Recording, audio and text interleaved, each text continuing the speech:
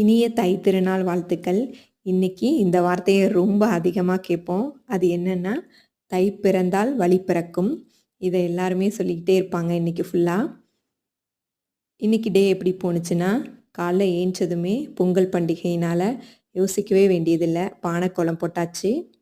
எல்லா வேலையும் பரபரப்பாக பார்த்து நல்ல நேரத்தில் பானையை வச்சு ஸ்டார்ட் பண்ணிட்டாங்க.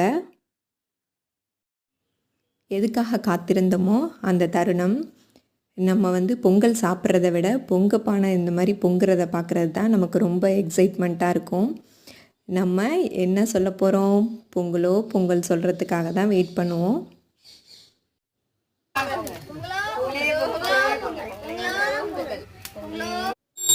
இந்த பானை பொங்கியது போல நம் மகிழ்ச்சியும் பொங்கட்டும், பொங்கலை உண்டு மயங்கட்டும்.